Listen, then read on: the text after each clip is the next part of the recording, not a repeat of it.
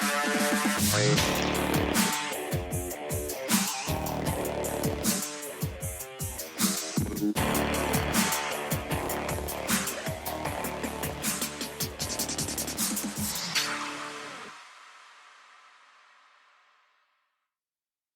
want to start off with a reminder that we are not doctors. Before you make any changes or try something new, always consult with your doctor and medical team first. Chronic illness can vary from patient to patient, so it's always best to consult with your own doctor for what is best for you. Hello and welcome to IBD Determined. I'm your host, Mason Harvey. I speak from the role of a patient and I have Crohn's disease. And I'm your other host, Michelle Harvey. I'm Mason's mom, and I speak in the role of a caregiver. And today, I actually show off your shirt before you started. Today we got this swag. We got this. Yes, Tillamook. Who doesn't love Tillamook unless you're like intolerant? Yeah, I know. Certain things. Yeah, so it's pretty cool. Tillamook had sent Mason some of this merch earlier. Swag. And then this past week, if you go onto Tillamook's website, Mason is on there. And, they sent him a thank you, and he received this huge box of like these amazing different types of cheese. Like it was an expensive box, so cool and so unexpected. And it was the day you got home from the hospital, it was it was a really cool surprise. Yeah, it was a neat surprise to have it there.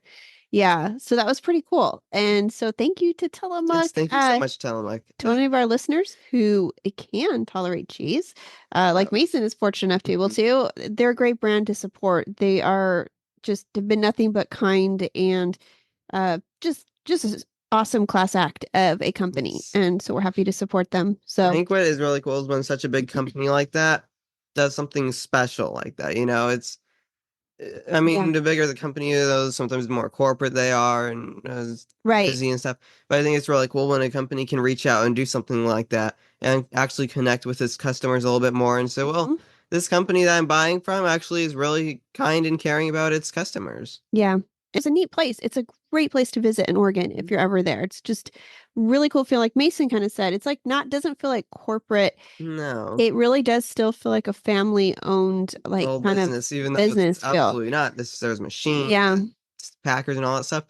But it still feels like just a relaxed little thing, And we're sending them a thank you. And we're in the process of making it. We're making them some candles that'll be in the scent of their ice creams. So that's kind of fun. So I have to be careful what we say on here because what if they know what the price is? I know. Like Tillamook watches our podcast. I know. I don't think they do. I think we're okay saying it here. Yeah. So I don't know. Yeah. So it's not something we're going to sell, obviously, because we're using their product, but we're going to make it and send it up to them as a thank you to hand out their to little people. gift. Yeah.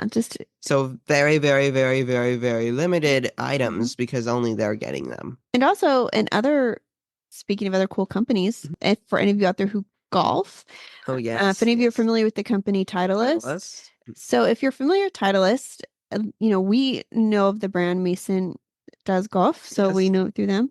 What's your big news?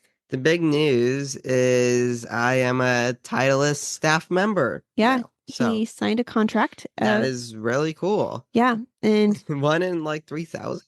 Yeah, it's a pretty cool honor. And so he got a bunch of really awesome Titleist products. Really cool stuff. And they had him, he signed the contract, and his golf coach is a PGA member and also on Titleist staff. So it was an honor for him. It was really funny. He said instead of going to the greens to go hit some balls, hit some shots, he goes, let's go to the golf center, the sports center, that's what it's called, the sports center. And so we sit down and he's like, I got some news for you.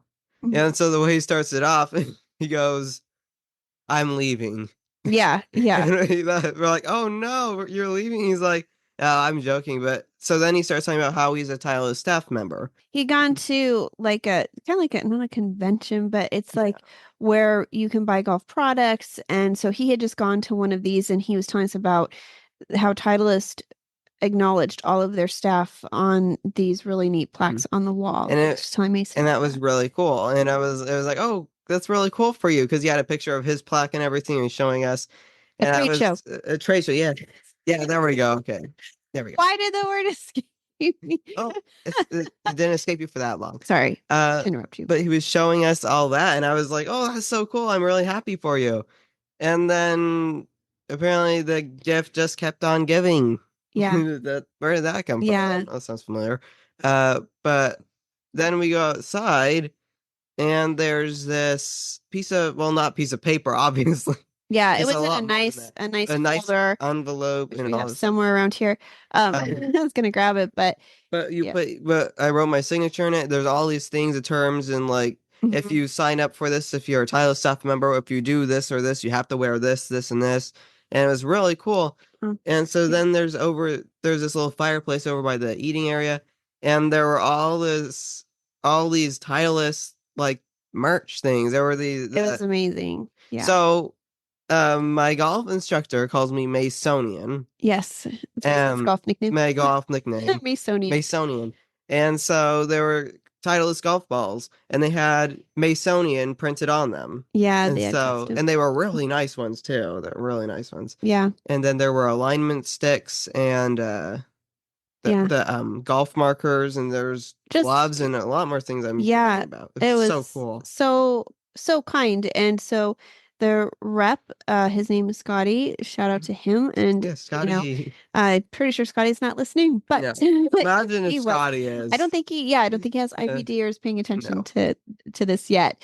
But he was the one who initiated the contract, on behalf of his coach Rick. And so Mason was invited, and pretty exciting. It was really like unexpected and just so cool. So another cool company.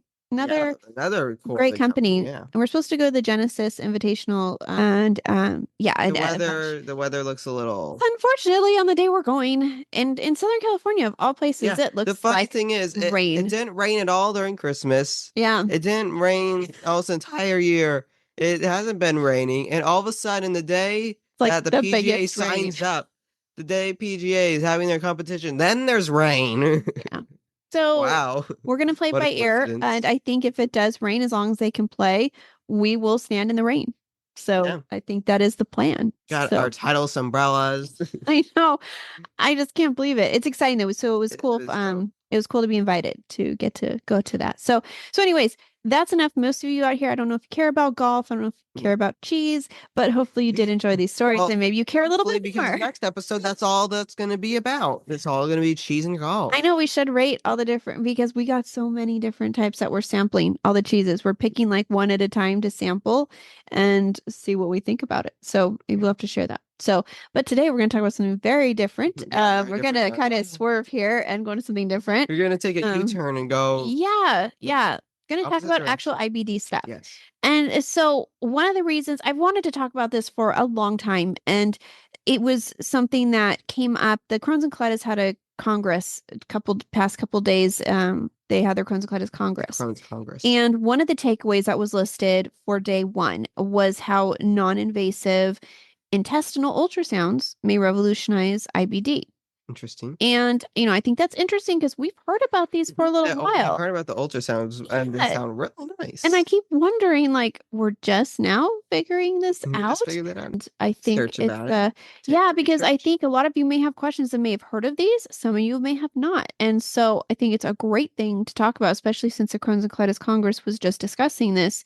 And your doctors, if they did attend, they may come back and may bring this up to you. So let's talk about them. So first of all, and did you know that they are used in other countries already? I think I heard that this morning, but I actually did not know. So I was telling your dad this stuff because I was like, this is amazing. So, and some of you listening may already know this, depending where you live. It is already a standard of care in Canada and many parts of Europe. The weird thing is it hasn't gained the same popularity or foothold that it has in the other countries here in the United States. Which is weird because, we don't like pain here in the United States. I don't think anyone does. There's so many benefits to this. Yeah, there is a lot more. So it just surprises me. And, this had come up in conversation. We'd had a meeting with his GI back in November. And I actually... the people behind the screen may not know what we're comparing it to. What is it taking... Like, what is it taking the place What is it up? taking the place up? Yes. So, so we'll kind of be talking about that, but we'll mention it here too. Okay. I mean, we're not going to go too in depth into it, so it's fine. And so it's a lot of times you'll have MRIs, MREs, and CAT scans, colonoscopies, scopes, so like endoscopies, those kind of things. And so this doesn't necessarily like replace like a colonoscopy because, like you said, you have to get biopsies to see how things are. Obviously, you can't do that with an ultrasound. Right. But they are saying that it can be used to track a lot of those same things that the other tests do. And which is really nice. Yeah. And I'll go more into the benefits of why, but so I'm not sure, what other countries are doing if they have replaced MRIs with this, if they have replaced CAT scans, because it appears to pick up the same stuff. So that would be great. Really nice. And I do think in some cases it can take the place of scopes for certain things. Obviously, you can't do a biopsy with an ultrasound, but you can't because this is okay. In an ultrasound, you just put something up to the area you're trying to scan, right? I think it's like a Doppler, uses Doppler. Okay. So they just put like a wand on your stomach. Which is a lot better than going into a giant tube that sounds like a jackhammer. I know. And especially if you're a little claustrophobic, that's never fun. Yeah. So. Well, so here's the interesting thing. These were brought to the United States by Dr. Bincy Abraham from Houston Methodist Hospital. They were the first hospital center to provide intestinal ultrasounds to adults in the United States. Interesting. And so that was 2019. That's pretty recent. That was a year before you're diagnosed. Oh, wow. Yeah. So really relatively new here. So Houston Methodist was the first center to provide this service. That's cool. And then they're pretty famous in the IBD community. I mean, Dr. Dollinger and Dr. Dubinsky are from Mount Sinai. So search them out. They're really incredible people. Dr. Dollinger from Mount Sinai ended up going over to Europe to train how to use these intestinal ultrasounds. And so after doing that, he was able to come back here and lead the country's first training courses for intestinal ultrasounds. And that was in around September 2022. Huh. So again, not that long ago. And so the training, you can train for these here, You have to train. Yes. So but you don't have to go to Europe to train. Not anymore because Dr. Dollinger did that. And Thank you, Dr. Dollinger. Yes. And so now he became certified to be able to train people. And I'm sure since then, I didn't look into all of the people, but there are people, once you probably become trained, you can become certified to also train others. And the reason this was interesting to me too, was Dr. B, when we had a meeting back in November with her, I had asked this question about when is Rady Children's going to get one of these ultrasounds? Like, you guys take care of a huge population of IBD patients, especially kids, and kids are gonna like that a lot more than an MRI. And from what I had heard at that point, these were really good. These ultrasounds are excellent at what they do. It's reliable. This isn't like kind of like what you're just asking. It's not like secondary. This is like first line of defense stuff now that they are using. They want to become more routine with this disease. Really and so she had mentioned at the time, you do have to, what they like you to do is to buy the machine first. And then, so of course the hospital has to raise the funding for, or whatever, get a grant, however they're going to do that. And then she said someone would have to go to one of these training centers to become trained on it. And so there's a little bit of a process, but I'm thinking our hospital, with where we're located, with such, it's amazing that we don't have one yet. And I want to say the hospital children's in LA may have one, but I don't know for sure. We don't know for sure, but I thought I'd heard that. Not entirely sure. And then because most of these are for, again, adults, but they're using this in the pediatric field too. And so in 2021, Dr. Dubinsky and Dr. Dollinger, they had written about a study they did in regards to pediatric patients. So their findings were that the small bowel ultrasounds were safe, valuable, cost-effective Oh, wow. Yeah, interesting. way Like that. to assess healing on therapy like infliximab or Remicade for, So they actually wrote about this in 2021. And then in 2022, obviously, Dr. Dollinger went to Europe and got training on this. And so let's go more into the benefits of the ultrasound. Yeah. So number one. So the number one is it's not painful. I mean, who doesn't like that?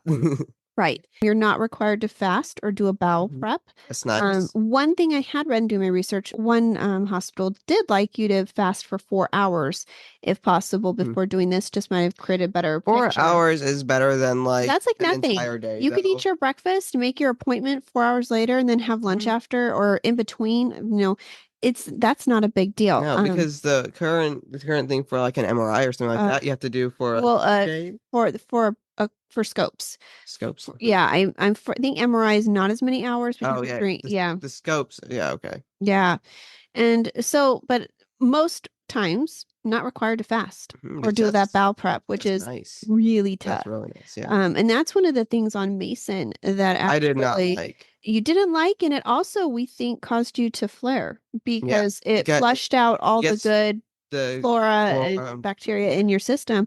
And he ends up flaring after scopes. And so this is really annoying because it's like they get the results back and they're like, hey, it looks like you're all good. You're doing better. You're doing better. And it's like, well, I'm in a flare again. Yeah. And you feel it's very frustrating. So for some people, they will flare from scopes. And so the other thing so this is one with the MRI or MRE, you're not required to drink contrast.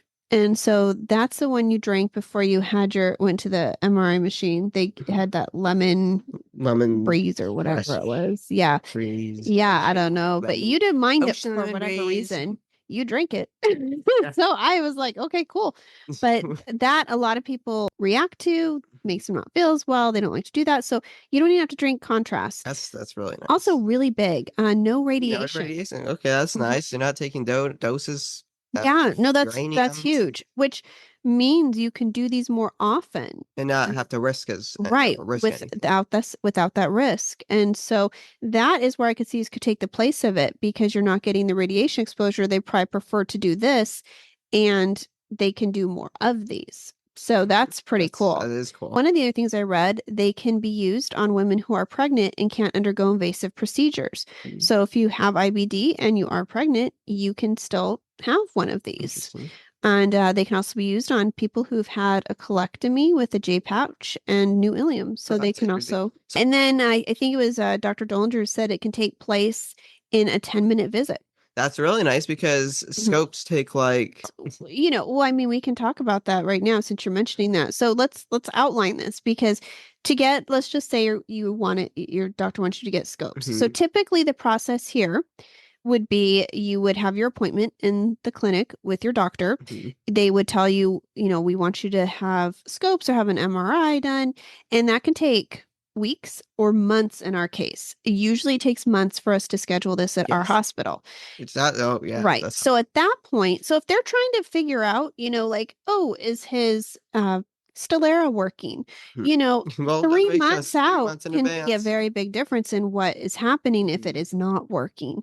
And so you have to wait that then after you schedule it, you have to do all that fun prep.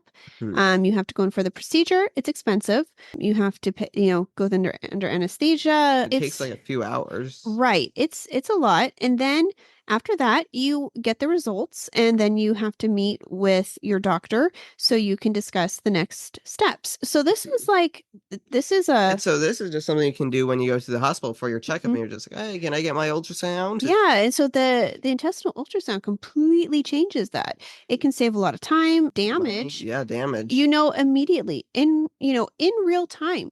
What's going on. You walk into that doctor's office, and if she's concerned that your biologic isn't working or your steroid, whatever, they can sit you down within 10 minutes. The doctor will know. Figure it out. It's not like, okay, well, in 3 months, I'm going to need to check up on that. So the ultrasound can show, like we just said, real time of what your disease activity is doing. It can show improvement. In some cases, they said it shows if you're in remission. So you can find out at your appointment Yeah, which is to me, I mean, for those of us who have been dealing with this, that's huge. And to feel like you could get answers and just that quickly. Yeah. Yeah. Not have to sacrifice anything. Well, yeah. In some cases. And it would have been helpful, like Dr. Dollinger had mentioned, and this was something that stuck out to me as a caregiver. It can help parents make decisions because, like, we had decided to put Mason onto a biologic. We knew it was a lifelong immunotherapy treatment. This was a big decision. And so having an ultrasound, where you could sit there, you could see it with them, they can discuss it. It could help you make what you feel is a more informed decision. Yeah. Yeah. So I think that's just, to me, these are all just incredible reasons that I can't understand why you wouldn't want it. Been here. Why don't we have it? Yeah, in a pediatric place of all places. Nobody wants to have certain procedures done. Nobody likes to. It's uncomfortable or it's whatever. And so having something like this for kids might make kids feel easier to talk about stuff because it's not like, oh, if I say something, they're gonna have to give me they're gonna be scope. right. I don't want to get scoped. So it's like this, you can go in and it's a very more honest, and you don't have to worry about getting in a scope or an MRI or all that dang stuff. Which I think will lead to better communications between a doctor and patient.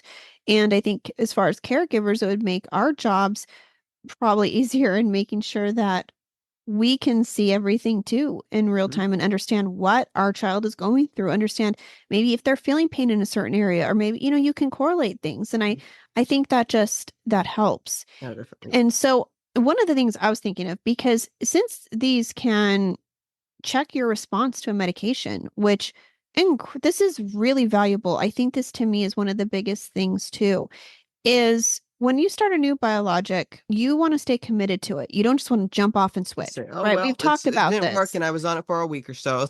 Right. Next one. And you can actually you can chart results. Like you can do an ultrasound when they start it. And then they come in 4 weeks later for an appointment, do another ultrasound. You can monitor it and see like how it's going. And I think this will lead to just having more research on how effective these drugs are, how well they're working. I think it's extremely important. That is really cool because you get to see the difference and all that stuff, and you get to see how it's and how it's working, it's not just the asking questions and you filling out stuff and them trying to figure out if it's really working, and then how to make a decision to abandon one and go to a new one is a really big decision. Because I think one of the things is like, obviously you can't just be doing scopes every 4 weeks. It's not good at all. You can't do MRIs like that. And then when we were on Remicade, they're like, so are you feeling any better? They don't want to do a scope because they just did one in the hospital. Right. They just did it. I mean, they can. And then there's like the placebo effect because you feel like you're on something, so it should change. But with this, you're able to do it every single time. And so they can see, it's not doing anything. Right. So you don't have to say, well, I think. Right. And maybe if you are feeling, I think it is working, they can check and say, you're right. Actually, it is working. Or it's not. So I think that is amazing because I think that'll save a lot of people from not, from leaving a biologic without having to, or it may help doctors figure out if they're on the right track and increase dosages to change intervals. And so one of the things I was thinking, and I didn't read this, but my thought is this would help insurance, because instead of like, I just know like when they want to go into dual biologics, there's not a whole lot of research out there on pediatrics with dual biologics to back this up. And if the way we were doing it, using it as a bridge at first, if we were using as ultrasounds, you could have taken that same day and said, look at how well this is working for him. Same day you have the ultrasound, take an image, send it to insurance as part of your appeal. Can have even more proof. Right. And I think that would maybe help instead of, insurance doesn't have any proof, just have the word of the doctor saying that it looks like it's working well. You would have this hard proof in photos of the ultrasound. As if the living child isn't good enough proof for the insurance company. I know it's already, Now you have. Yeah, but you have that proof. And I think, in my opinion, that would help when you don't have a lot of research. You have it showing that it's helping you. Because insurance, please look. Yeah. So this disease can be so individual for people. So I think it's important to have those individual results to show how something is working. So I think that would be that's just my thought. Definitely. But and so also something else to use it for is to check for disease recurrence after surgery. So yeah, that is helpful. And so again, it's a painless way to check and see how a surgery has progressed.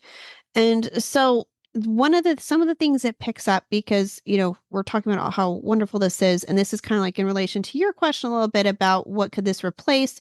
So some of the things that this can find, which you'll see are similar in MREs or scopes, it can pick up most parts of the large bowel and the major parts of the small bowel. Those can be easily visualized. Heard some, like the rectum and other parts might be a little more difficult depending on the person, how things are. But it can pick up inflammation, bowel thickness, strictures, fistulas, and abscesses. Oh, wow. All of those. So that's amazing. That's helpful. Right? It's very helpful. In a 10-minute appointment. It's just in a 10-minute appointment. It's not like you have to get anything fancy for it. Right. And so instead of waiting to like a stricture or bowel thickening, has gotten, had 3 or 4 months to progress, you can look at it and you can in real time track this and see how it's going. And so I really, really hope hospitals start adopting this here in the United States. That would be so cool. And I think it will save that would be money. So yeah, I know you would be, huh? Insurance would be too. Yeah. And so I think it would save a lot of patients money in the long run, which would make insurance happy. When you do the MRI, there's a lot more energy that goes into that giant machine, all the magnets, all that stuff. Right. And then when you do a scope, it's kind of like a surgery, kind of. It is. So it's expensive. People around, and then you have to have not the concoction, the anesthesiologist who's there who administers that. Oh, that's expensive. Right. And then another thing that's nice is with an MRI and a scope, you have to get an IV. True. To get the right. You either get the dye, the contrast, or you have to for the anesthesia. You're put out with it. Yeah. Anesthesia, and the problem with that is. I mean, you're a pro at them, but I'm a pro at them, but the problem is you want to save scar tissue while you can. You want to save your veins while you can. Save for something important. Obviously, it is important, but if you can save them, it's great. And don't you think people would be more apt to say yes to an ultrasound for a kid than saying you have to get an IV? Oh, yeah. Yes. Right? Like, I think you could convince kids and adults to say, this is just a simple, easy test. We can do this right here. There's no... Yeah. So I think for multiple reasons, and I think for the trauma associated with this disease, the things that they go through, this would be something very, not very dramatic and not very traumatic. And it would be, I think, just a great improvement to this disease and monitoring. And so, yeah, so I just thought it was a really important thing to bring up because it still seems so new here. I know some of you listening may have already had these in use at your hospitals. It's really cool. Yeah, and so I just hope that certain places also pick up on this, or maybe even allow us to go to a different hospital to have these tests done if they don't have it at their own. I don't know how that would work, but I mean, I would drive to LA. It's not too much different than going to San Diego from where we're at. And then you try going home at 4:00. Yeah, I know. You'd have to make an early appointment. I was just surprised that it was just finally mentioned at the Crohn's and Colitis Congress and getting popularity. And it was in 2019. And yeah. So but I mean, I guess here they like proof and they like to see results, and I guess they're finally seeing what they like. But other countries have already proven that it's working. Yeah. So, that's not enough proof. Yeah. So hopefully we'll have some more. I try to keep track of that so we could get the takeaways, so we could discuss a few of them more in depth on here and make sure we're sharing important stuff with you guys. So I just use this facts. Yeah, I know we don't try to do that ever here. So unless we're just talking about our own fun stuff. So, so anyways, that's about it. I hope you enjoyed this podcast that everything in it made sense with each other, like cheese and golfing and intestinal ultrasounds, because that all can be tied to each other somehow. I'm sure in our world it is. So yep. You guys can also see Mason's pictures when he signed his contract. You can see the Tillamook gift. That's all on our Instagram at Team IB Determined. I wonder if you could put up the picture. I will. Okay, yeah. I can do that. Okay. Yeah, I can do that.